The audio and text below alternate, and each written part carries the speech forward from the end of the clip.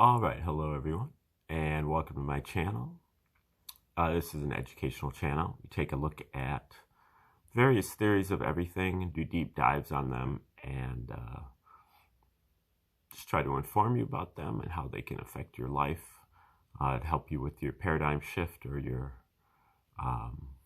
transition to 5D consciousness or your holistic worldview, or just helping you to figure things out. Today is our 454th video on the reciprocal system of theory from Dewey B. Larson. And in 1959, Mr. Larson proposed his two fundamental postulates, which were just two sentences, 7 assumptions about how the universe operated. And then from those assumptions, he derived a theoretical universe, basically a process of if this, then that, and arrived at a universe, how the universe would appear if his postulates were correct. And then he wrote some books over the last 30 years of his life, and in those books, many of them, he compares his findings with the actual empirical and or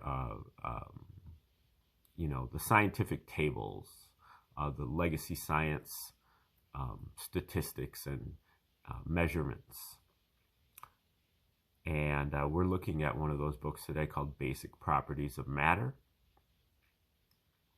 primarily about chemistry. And in this book, Larson arrives at equations for many of the basic properties of matter, the melting point and the specific heat, the compressibility. And then he compares his, he puts all the elements and the compounds through his equations and compiles a list of these values and compares them with the tables. So we are about to finish chapter 6 of this book, which is called Specific Heat Patterns. And then we're going to move on to chapter 7, called Temperature Relations. Now, Larson's reciprocal system is also known as the universe of motion. Larson attempted to build his universe upon the foundation of motion, not matter, not energy, but motion. And for Larson, he was really referring to a specific kind of motion. It's called a scalar motion. This is a motion that has a magnitude, but it has no specific direction.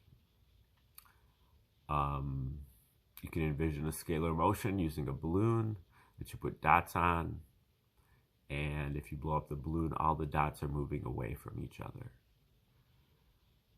But they're not moving in any specific direction. They're really moving in all directions. Every dot is moving away from every other dot. Every location on the surface of the balloon is moving away from every other location. And if you suck in the balloon, those dots will be moving toward each other. Larson refers to the outward motion of this scalar motion as the progression, and he refers to the inward motion as gravitation. And this progression is really the source of his universe of motion. And then there is basically a transition going from your source to an atom or to matter in general, which is subject to gravitation. So to go from that outward motion of the balloon to the inward motion, I guess you first need to understand that that outward motion motion in general in Larson's system is in 3 dimensions.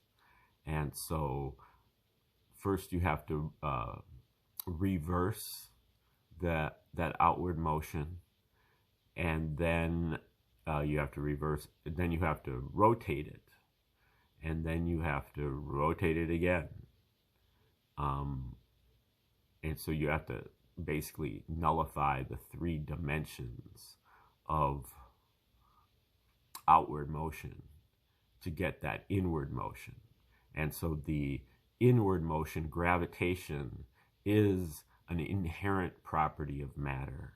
So all atoms are basically on that inward balloon motion, where they are all atoms are attracted to all other atoms. And the closer they are together, the more they are attracted to one another. However, they are not,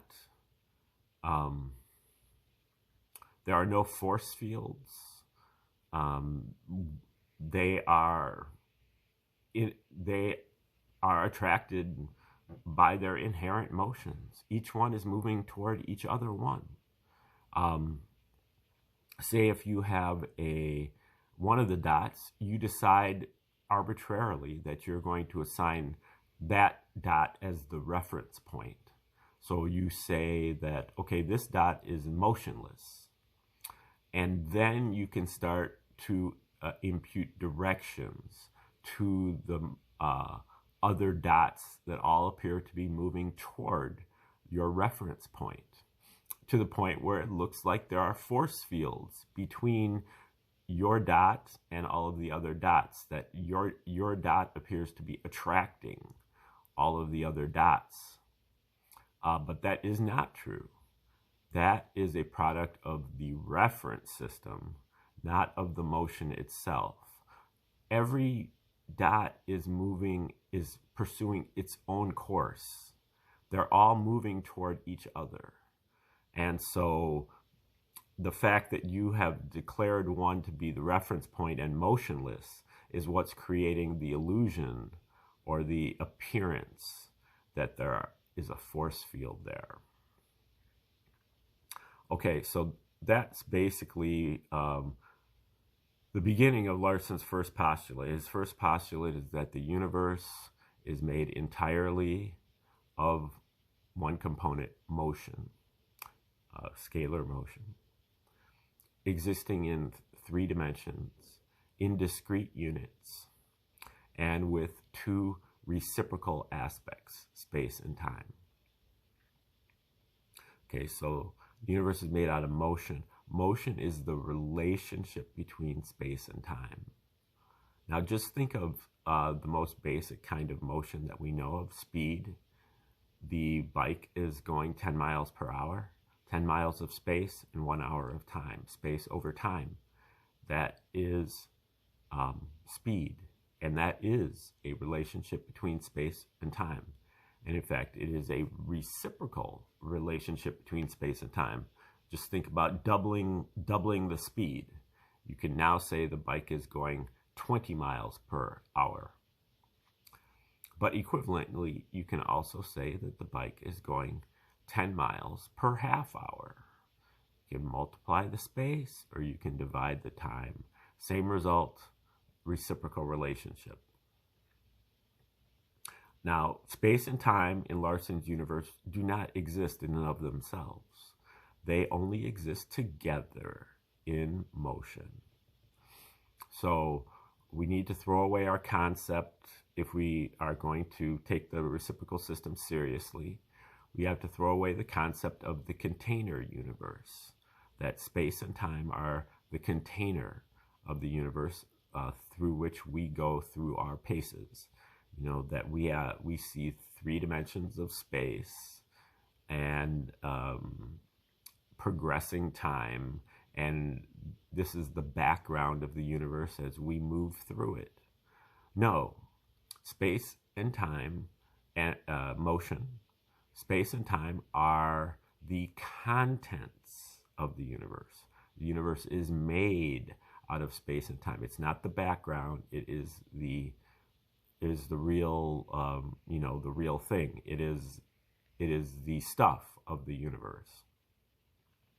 Another kind of hurdle that we have to get over to accept this universe of motion, similar, is that we have to be able to understand that a universe of motion can have motion without anything moving. Motion precedes the thing that is moving. And indeed, the thing that is moving is motion. In Larson's system, matter is expressed, just like all other scientific phenomena, as a relationship of space to time. It's a fraction, with space or time as the numerator and time or space as the denominator. But again, we have multiple dimensions. So matter in this case is time to the third power over space to the third power. Energy is simply time over space. Acceleration is space over time to the second power. Force is time over space to the second power. Pressure is time over space to the fourth power, and so on and so forth. All of our scientific phenomena can be described strictly and solely through space and time. And so when you have this background, that three dimensions of space that we are accustomed to, and unfolding in time, where time is progressing, flowing,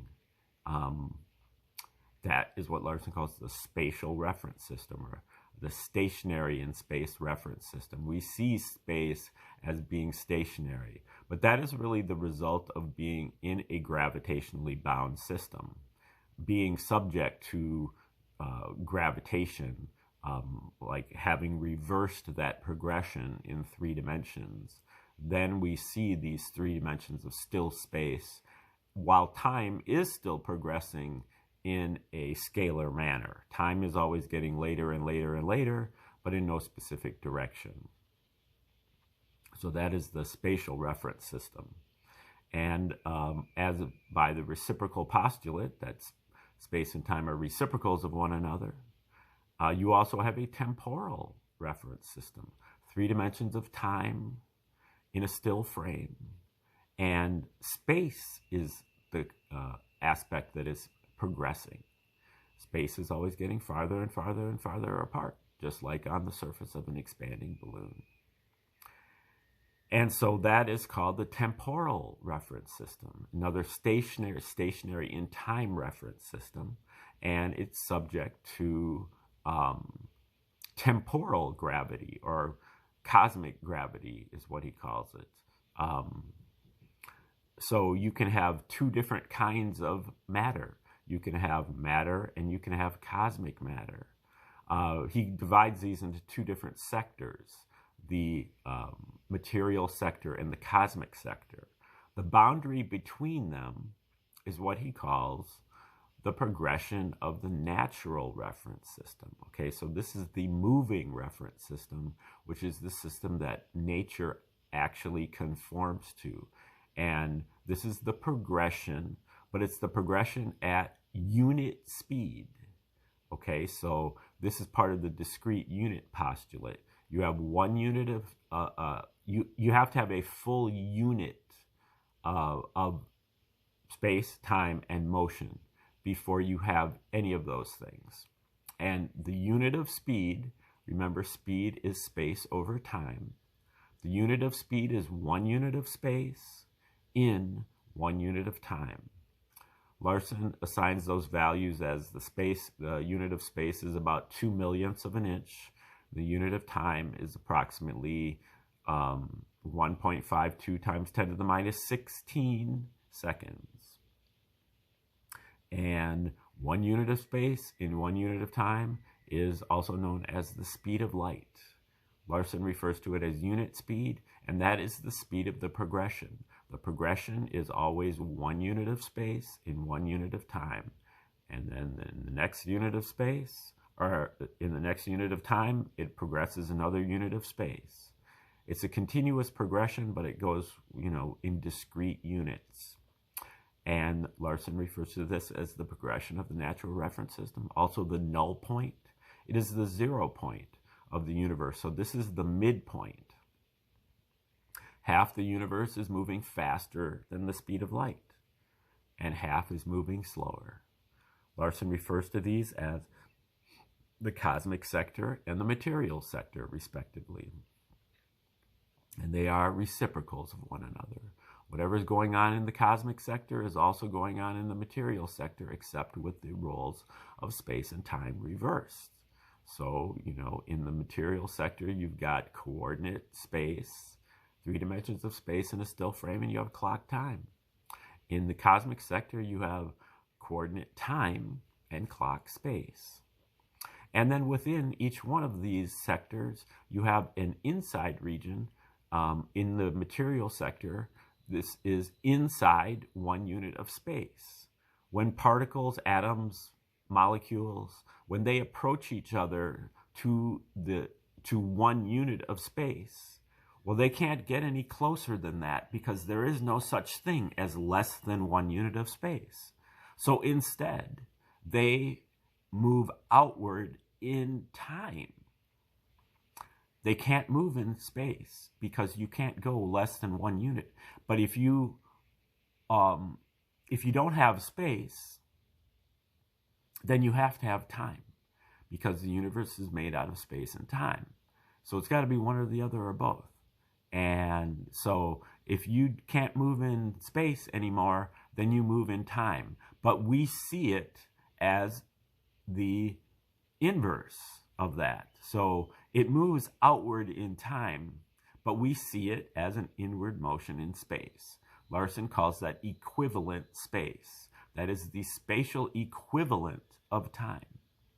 And there are certain factors that when you observe something Larson refers to the whole area, the whole inside region there as the time region.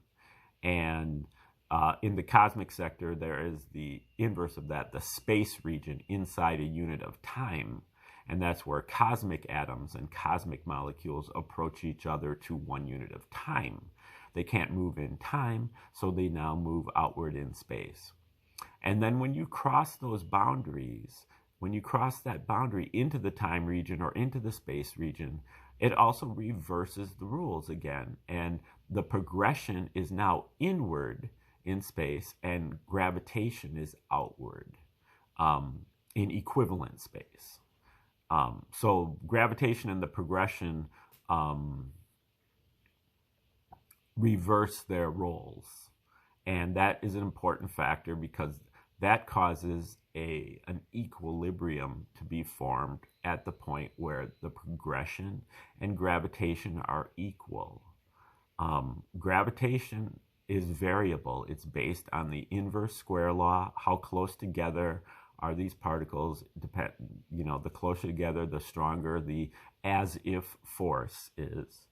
But the progression is constant, eternal, and omnipresent. It's always there. It's always in the background. It's the ether. And so when gravitation is the same as the progression, that's what Larson calls the equilibrium or the interatomic equilibrium. That is where atoms in the solid state will pack together. But they won't be touching each other. There will be a distance between them. He calls that the interatomic distance. That was actually the subject matter of chapters 2 and 3 of this book, Basic Properties of Matter. And then chapter 1 was on solid cohesion. Chapter 4 is on compressibility. And chapter 5 is on heat. And then chapter 6 is on specific heat. We're going to be moving to chapter 7. That's on temperature relations. But first, I'm just going to read the conclusion here of chapter 6 because it kind of sets the stage. It talks about Larson's process here a little bit. The first 6 chapters there, solid cohesion, interatomic distances, distances in compounds, compressibility, heat, and specific heat patterns. These are the subjects that Larson was studying before he actually came out with his fundamental postulates. These really generated his fundamental postulates, which came about through a process of induction, a process of going from a lot of data to some to some general principles. And then once he articulated the postulates, then he went in the other direction to a deductive approach. If this, then that, then that. So if I have these general rules, these two postulates, then this is a necessary result, and then this is a necessary result. Larson wrote that up in something he called the deductive development of the reciprocal system, which I did go over in about 15 videos that I did about a year and 2 months ago, maybe. So if you want to look at that, it goes through Larson's step-by-step process of deducing his theoretical universe. Okay, let's start right here with the end of chapter 6. The subject matter of this and the preceding 5 chapters consists of various aspects of the volumetric and thermal relations of material substances. The study of these relations was the principal avenue of approach to the clarification of the basic physical processes that ultimately led to the identification of the physical universe as a universe of motion, and the determination of the nature of the fundamental features of that universe. Their relations were examined in great detail over a period of many years, during which thousands of experimental results were analyzed and studied. Incorporation of the accumulated mass of information into the theoretical structure was the first task undertaken after the formation of the postulates of the reciprocal system of theory, and it has therefore been possible to present a reasonably complete description of each of the phenomena thus far discussed, including what we may call the small-scale effects. Okay, just to interject here, I didn't tell you about the second postulate. The second postulate is just kind of axiomatic. Like if you're going to do math and you're going to do geometry, then you have to kind of, if you're going to do this, it's basically the universe conforms to the relations of ordinary commutative mathematics. Its primary magnitudes are absolute, and its geometry is Euclidean. There are some disputes with that second postulate, especially with the geometry, but that's a subject for a different time. Also, I read an interview somewhere about Larson where, this is where he's talking about this whole thing took many, many years. I think he had his first epiphanies about all of this stuff way back in about 1930. So it took him like 30 years to really boil all of the studies that he had been doing down into these postulates. And I think it was maybe even his wife that was talking about, his wife Dorothy, that was talking about how he used to just come home from work and like sit in his chair and pore over data like with a slide rule. He would have a slide rule and he would be just calculating stuff.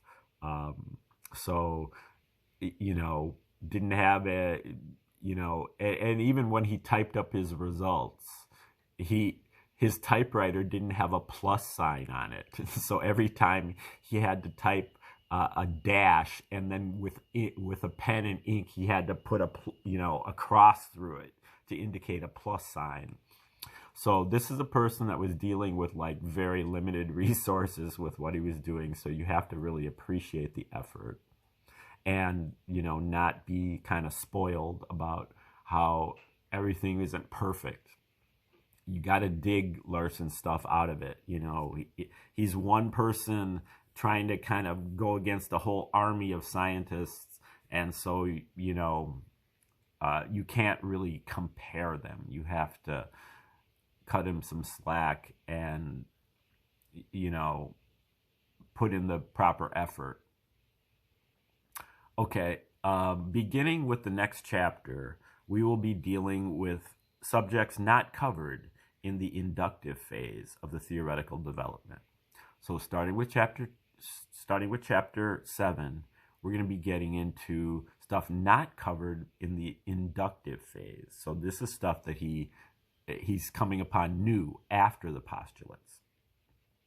In this second phase, the deductive development, we are extending the application of the theory to all of the other major fields of physical science, in order to demonstrate that it is, in fact, a general physical theory. And that's why he calls it the reciprocal system of theory. It is a system.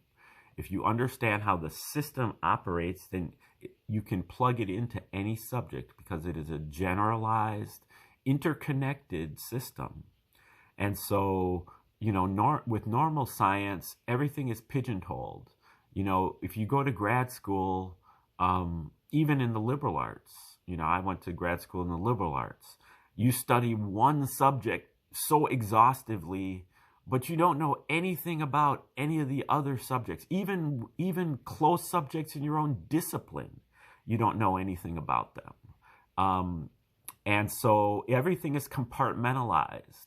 But with Larson's system, if you understand one subject, you have the tools that you need to understand any other subject.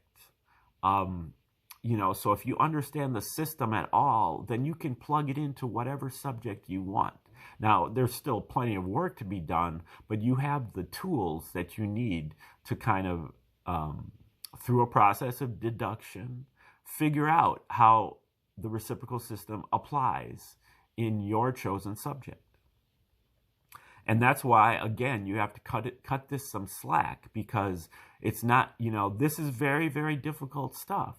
But at the same time, the reward is huge, because once you get it, then you can apply it to anything. Okay.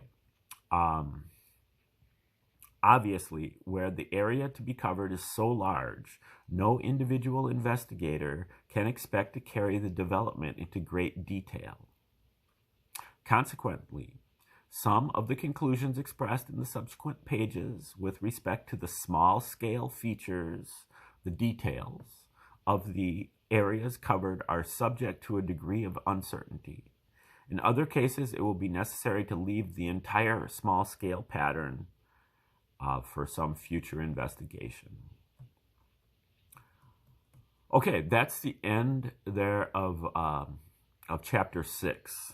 Now we're moving into chapter 7, which is on temperature relations.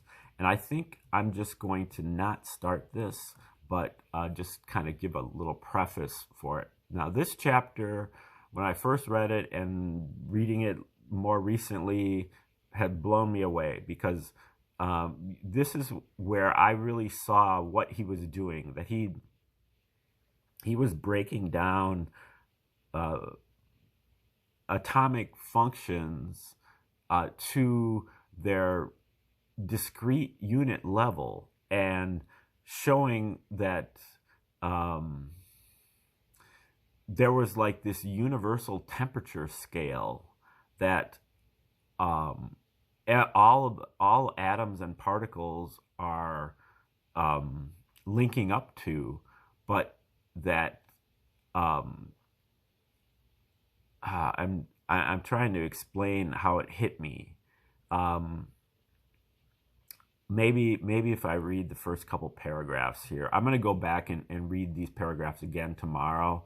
But let's see. As explained in introducing the comparisons of the theoretical specific heats, that's from the last chapter, with experimental results, the curves in figures 5 to 13 of the last chapter verify only the specific heat pattern, the temperature scale of each curve being adjusted to the empirical results. Okay, so there's a theory that he's using for determining the general curve of the specific heat. Now, the specific heat is the amount of heat that you have to add to a substance in order to heat it up by a certain amount. So it is a kind of a dynamic, it is a rate. It's a rate of heat efficiency. You know, how much heat do you have to add to actually get this increase in temperature? And every atom, every compound has a specific curve that they fall on, you know, and there's many different transitions depending on, he calls first order transitions and second order transitions. The first order transitions are really like the structure of the atom, like so how it's packed together. There can be like hexagonal closest packing, or there can be face-centered cubic packing, and so on. And at certain points, an atom, group of atoms can change their orientation in terms of their packing.